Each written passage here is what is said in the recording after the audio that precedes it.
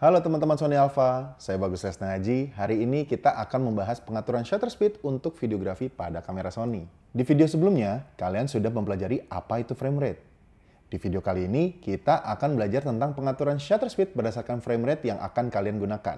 Di dalam dunia fotografi, kita belajar untuk mengatur shutter speed untuk menentukan seberapa terang atau gelap gambar kita. Namun, pada dunia videografi, kita harus memperhitungkan efek motion blur dari shutter speed untuk menghasilkan gambar yang konsisten dan terlihat natural.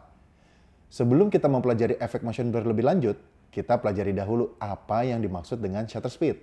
Shutter speed merupakan berapa lama waktu kecepatan rana di depan sensor kamera itu terbuka. Ketika rana terbuka, sensor akan menangkap cahaya, dan pada saat itulah gambar tercipta. Berikut adalah contohnya.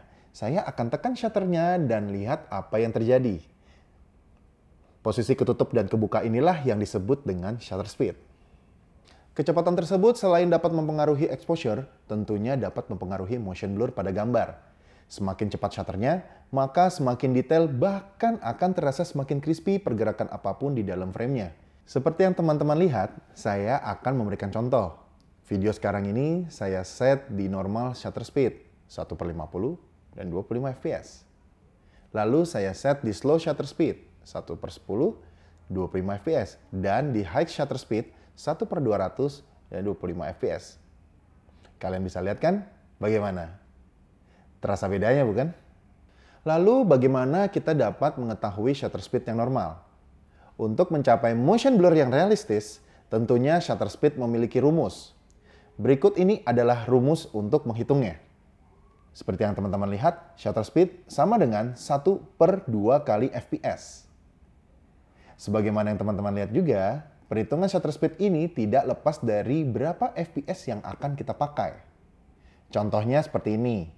Jika kita menggunakan 25 fps dikali 2 menjadi 50, berarti menjadi 1/50 untuk shutter speednya. Jadi jika kalian merekam dengan frame rate 50 fps, idealnya shutter speed ada di angka 1/100. Kalau kalian merekam dengan frame rate 100 fps, idealnya shutter speed ada di angka 1/200. Mudah kan? Namun pertanyaannya bagaimana jika kita menggunakan 24 fps?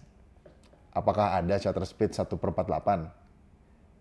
Yang paling mudah buat teman-teman adalah coba cek shutter speed yang paling dekat dengan angka 1/48, yaitu angka 1/50.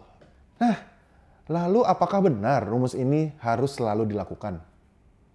Seperti yang sudah dijelaskan sebelumnya, dalam konteks kreativitas tanpa batas berarti sebenarnya kita bebas melakukan apapun. Yang penting kalian memiliki konsep yang jelas dan mengerti apa yang kalian buat. Jika kalian ingin membuat video action menggunakan fps yang tinggi dan ingin gambar tetap tajam ketika di slow motion, kalian hanya perlu mengatur shutter speed lebih tinggi dari yang normalnya. Misalnya sekarang ini aku akan set di gambar A di 100 fps dengan shutter speed 1/200. Dan di gambar B aku set 100 fps dengan shutter speed 1/400. Kalian bisa lihat perbedaan di antara keduanya saat di playback speed normal dan di set slow motion. Motion blur di gambar A akan terasa lebih blurry dibandingkan di gambar B. Hal yang tadi saya jelaskan tentunya dari segi teknis. Lalu bagaimana mengaplikasikannya dari segi kreatif? Tentunya teknis dijadikan sebagai pendukung kreatif. Biasanya saya selalu memulai apapun dengan membuat konsep. Konsep yang dimaksud tentunya harus sejalan dengan kebutuhan teknisnya. Kita tentunya harus mengenal kamera yang kita gunakan.